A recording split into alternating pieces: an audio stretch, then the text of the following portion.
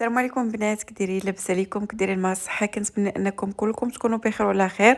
نهار جديد، فيديو جديد باذن الله. ان شاء الله اليوم غادي نحضر معكم واحد البسطيله هماويه ديال تحميره الوجه بلا ما تكومونديها. حضرها في دارك، كتطلع لك ارخص بكثير من اللي غادي تكومونديها وكتجي لذيذه بزاف. غادي نعطيكم المقادير المضبوطه. المهم تبعوا معايا الفيديو حتى للاخر باش تشوفوا جميع المراحل اللي غادي نديرها في هذه البسطيله. هذه راه جات رائعه بزاف. بلا ما نطول عليكم نخليكم مباشره تشوفوا معايا الفيديو، فرجه ممتعه. بالنسبه ليا هنا غادي تشوفوا معايا مكونات كثار شي شويه، حيت غادي ندير جوج بسطيلات راه كبار. كل بسطيله غادي ندير فيها جوج دجاجات تقريبا فيهم 2 كيلو ونص حتى ل3، يعني كبار بزاف. المهم هنا خديت 2 كيلو الا روب ديال اللوز، سلقته وحيدت ليه القشره ديالو، خليته حتى نشف شي شويه وقليته في الزيت بارده. هنايا دزت مباشره نوجد الدجاج ديالي. غادي نعطيكم بالنسبه لربعه ديال الدجاجات كبار كيف قلت لكم. غادي ندير فيهم 2 معالق كبار عامرين مزيان ديال الخرقوم بلدي، معلقه كبيره ما تكونش عامره ديال البزار، 2 معالق كبار يكونوا عامرين مزيان ديال السكنجبير. غادي ندير واحد معلقه كبيره ديال الملحه، وغادي ندير واحد 2 ضمات ديال الزعفران شعره، حتى ما كيخليو النكهه زوينه في هاد الدجاجه ديال البنات. ومن الافضل الى عندكم الوقت خليو الدجاج ديالكم مرقد ليله كامله. انا صراحه ما كانش عندي الوقت، جاني الدجاج معطل وحضرته يعني في نفس الليله، ولكن راه ما طيبتش البسطيله في نفس الليله. غادي نقول لكم المراحل بالضبط، غير تبعوا معايا حتى الاخر. كذلك غادي نضيف واحد معلقه كبيره تكون عامره مزيان ديال المروزيه ديال الدجاج. البنات جربوها بالمروزيه ديال الدجاج، تجي خطيره مبسطيله، كيجي فيها واحد المذاق زوين بزاف. هنا غادي نضيف واحد كميه من الماء، تقريبا واحد 2 كيسان ديال الماء، غادي نخلطهم مزيان. هنا خديت 2 طنجرات كبار، ما عنديش شي طنجره كبيره اللي غتهز ليا 4 ديال الدجاجات. خديت هادو كل وحده درت فيها 2 دجاجات تقريبا. المهم عندي تقريبا 2 كيلو ديال البصله اللي طحنتها هكا في الهشوار. بحال اولا تقطعوها، المهم تقطعوها صغيره شي شويه وصافي. بحال تشلضوها. من بعد غادي ندوز للدجاج. بالنسبه للدجاج من الافضل انكم تقطعوه، ما تخليوش هكاك دجاجه كبيره. قطعوه ورقدوه في هذاك العطريه اللي صيبنا، وغطيوه وخليوه ليله كامله. انا كيف قلت لكم في الصباح كان جا ويلا تغسل، يلا نشف مزيان من هذاك الماء. يعني يلا ساليته باش غادي نحضر البسطيله. المهم كناخذ كل طرف، كندهنو مزيان بهذاك العطريه، وكنحط تقريبا حطيت كل جوج دجاجات في طنجره واحده. هنا غادي نضيف تقريبا واحد معلقه كبيره ديال السمن. غادي نضيف غير معلقه صغيره في كل جوج دجاجات، المهم معلقه كبيره المجموع ديال كلشي. وهذيك الصوص اللي شاطت ليا غادي نخويها من الفوق. غادي نزيد الماء الكافي اللي يطيب لينا فيه الدجاج، وغادي نغطي الطنجرات وغادي نخليه حتى يطيب الدجاج مزيان. وقبل غادي نضيف هنا واحد كاس ديال الزيت، خليط ما بين زيت الزيتون والزيت العادي. درت نص كاس في هاد الطنجره ونص كاس في الطنجره الاخرى، راه كلشي موضح. من مجموع كاس ديال الزيت. هنا ضفت واحد العويدات ديال القرفه، حتى ما كيعطيو واحد النسمه زوينه في الدجاج. صافي درتهم فوق البوطه وغطيت عليهم وخليتهم يطيبوا مزيان في نفس الوقت. هنا فاطمه دازت طحنات اللوز. صراحه ما فكرتش انها دير هاد المقادير حتى طحناتو كاملين. عاد باش قلت بقى واحد شويه قلت ليها طحني معاهم سكر بنكهه زهره البرتقال، كيخلي النسمه زوينه في هاد اللوز هذا. وكاس ديال السكر سنيده، وواحد معلقه كبيره ديال القرفه. هو من الافضل طحنوها في الاول، طحنوها مع واحد الكميه اللي كتكون كثيره شي شويه. وغادا نديروا واحد 4 الحبات اولا 3 ديال المسكه الحره. صافي وغادي طحنوا مزيان وغادي نخلطوا مع هاد اللوز اللي طحنا في الاول.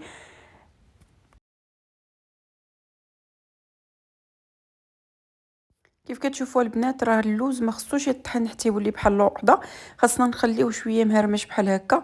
المهم خلطنا كلشي مزيان، ضفنا واحد 4 المعالق كبار ديال الزبده بحراره المطبخ. صافي وغادي نخلطوا كلشي مزيان وغادي نخليوه على جنب حتى نوجدوا الدجاج حتى هو. بالنسبه للتزيين غادي نوجد واحد البريوات ديال اللوز حتى هما. المهم خديت كميه من هذاك اللوز طحنته اكثر، يعني كيولي تقريبا بحال العقده، ولكن يعني كيولي ما يبقاش مهرمش. ضفت ليه معلقه كبيره ديال الزبده، معلقه صغيره ديال القرفه، شويه ديال الملحه، واحد قبيصه الملحه. كنجمع ديك الخليط ديالي كنجمعو بالمزهر حتى كتشكل لي واحد العقده اللي كنقدروا نشكلوها كيف ما بغينا باش نعمروا بها البريوات ديالنا. هنا درنا اللوز ايفيلي حمرناه، ها هو حمرناه شي شويه فاطمه اللي تكلفات به وحرقاته بصح. المهم راه جاب الله طحناه قبل ما يتحرق. ايوا صافي هادشي اللي كاين. انا كنقول لك كاوكاو، قلت لها فكريني راه كننساه شويه كل شويه تقول لي كاوكاو كاوكاو. صافي انا شكلت العقده ديالي كويرات، درتهم غير صغيورين، ما ديروهمش كبار باش تزينوا بهم.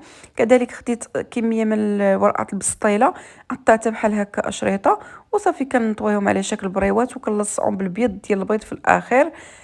صافي وغادي نقليهم في الزيت تكون سخونه، درجه الحراره تكون ما بين متوسطه مهيله شويه ومتوسطه. صافي وغادي نقليهم مزيان من الجهات بجوج، وكنطفيهم في العسل وغادي نخليهم حتى نزين بهم غدا ان شاء الله. في نفس الوقت انايا راه الدجاج طاب، حيدته غادي نحيدوه من العظم ونفردوه كامل. المريقه ديال الدجاجه نتوما كنخليها حتى كتشرب تماما، يعني كتولي مدغمره وطحيله، ومن بعد غادي نبقى نحرك نحرك نحرك حتى ما كيبقاش فيها الماء نهائيا، ما تخلوش فيها الماء. صافي من بعد ما حيدت الدجاج غادي نضيف معلقه كبيره ديال القرفه بودره للخليط ديال المريقه ديال الدجاج، وغادي نضيف كذلك واحد نص كاس ديال السكر سنيده، وغادي نعاود نخلط مزيان حتى كتعسل. هاد لاصوص هادي اولا هاد الضميره هادي كتجي معسله. غير بغيت نفكركم البنات راه جمعت الدغميره ديال الطنجرات بجوج، درتهم في طنجره وحده باش نخدم بسهوله. من بعد ما تعسلات وما بقاتش نقطه ديال الماء، ضفت 14 بيضه، يعني كل دجاجات اولا كل بسطيله فيها 7 ديال البيضات. هنا ضفت 14 بيضه الخليط ديالي، وكنبقى نحرك نحرك نحرك، ما نغفلش عليه حتى كينشف هذاك البيض وما كيبقاش فيه حتى شي نقطه ديال الماء. وصافي ديك الساعه غادي نخليه يبرد وندوز نكمل معكم البسطيله ديالنا.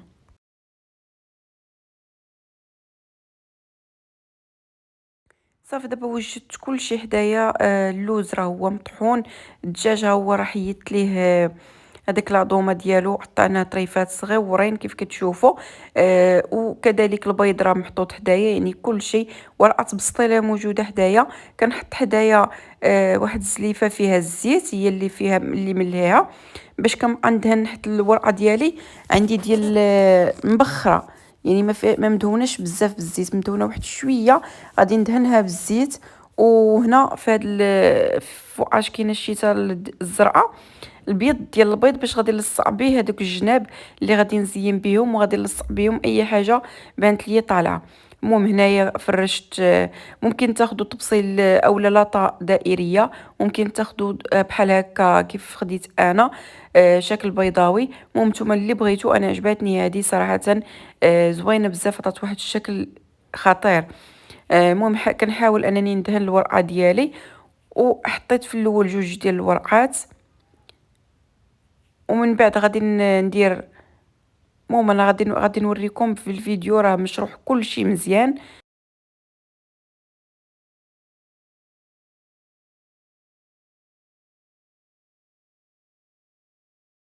كيف كتشوفوا غطيت الجناب كاملين بورقات، وخديت جوج ورقات حطيتهم في الوسط. صافي ودهنتهم بالزيت مره اخرى. دابا غادي يجيو عيطه ديال الدجاج، كندير الدجاج كطبقه اولى. بالنسبه لي كيف سبق لي ذكرت غادي ندير جوج بسطيلات، يعني كل بسطيله فيها جوج دجاجات. غادي نحط كميه الاولى، يعني غادي نقسم داك الخليط ديالي على جوج. كنحاول نستفو مزيان، ما يكونش هكا طالع بحال الجبل. المهم كنحاولوا نستفو. من بعد غادي ناخذ البيض، غادي ناخذ حتى هو غادي نقسمو على جوج، وغادي نديرو مباشره فوق فوق الدجاج. ومن بعد غادي ناخد داك اللوز حتى هو نقسمو على جوج، وغادا نديرهم فوق البيض وكنوزعهم بشكل متساوي كيف كتشوفوا معايا في الفيديو. وصافي مباشره غادي نبدا نطوي في البسطيله ديالي. كنجيب هذوك الجناب كنغطي بهم اللوز كيف كتشوفوا. كنحاولوا اننا ماشي ناخذو ونكمشوهم من الفوق، لا هذوك التكماش كنحاولوا انه يكون مسرح باش ما تجيناش ورقات البسطيله كثيره. وكل مره كندهن بالزيت فيما تبان لي شي بلاصه ناشفه كندهنها بالزيت باش تجي مقرمشه الورقه وكتجي طيبه حتى من الداخل.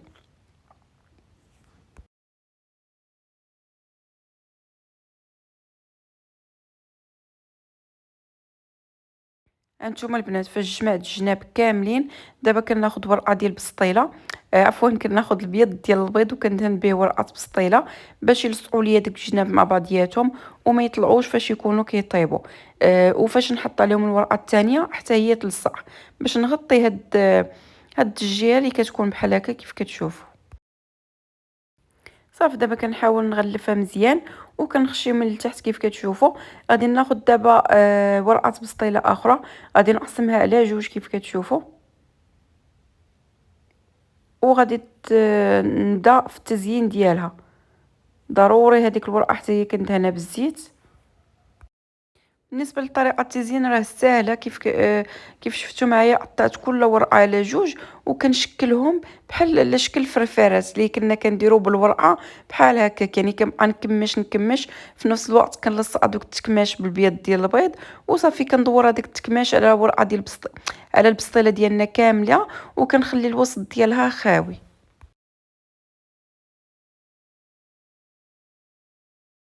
غادي ندهن الوجه ديالها كامل بالزيت. وضروري البنات هذوك التكميشات ضروري دهنوهم بالبيض ديال البيض باش يلصقوا مع بعضياتهم. كيف شفتوا الوسط خليته خاوي. دابا ساليت البسطيله الاولى بنفس الطريقه غادي ندير البسطيله الثانيه، يعني بلا ما يحتاج نشاركها معكم. صافي وغادي نغطيهم بالسلوفان مزيان. غادي ندخلهم فقط للثلاجه حيت انا غدا في الصباح غادي نخدم بهم. الا كنتو غتخليوها يوم اولا يومين من الافضل ديروها في المجمد، وديك الساعه فاش كتبغيو طيبوها مباشره من المجمد للفران. بالنسبة للفران درجة الحرارة تكون تقريبا 160 حتى 180. كتشعلوا ليها فقط من التحت وكتخليوها طيب على راحتها، حيت الا جهدتوا البوطة او العافية راه غادي تحرق ليكم وما غادي طيب ليكم غير من الفوق، والوسطاني غادي يبقى خضر. انا درتها غير في الثلاجه، في الغد جبدتها ودرتها طابت. هنا صافي راه طابت حمرات قرب وقيته الغدا. غادي ندهنها بالعسل، غادي ندهنها كامله بالعسل.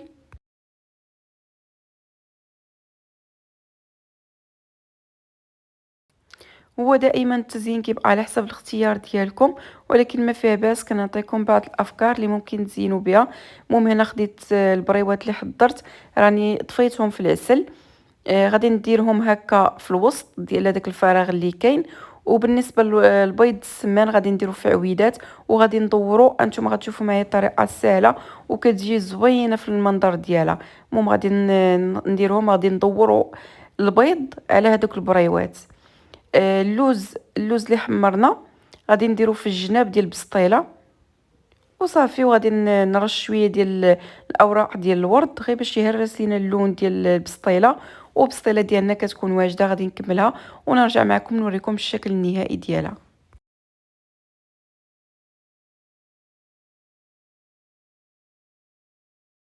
وصافي البنات كان هذا هو الشكل النهائي ديال البسطيله. جات لذيذه بزاف وجات خفيفه، ما جاتش ديك البسطيله اللي كتكون ثقيله. صراحه زوينه، غير جربوا الطريقه ديالي في تحضير البسطيله وكذلك التزيين جا رائع. انا بعدا عجبني التزيين ديالها.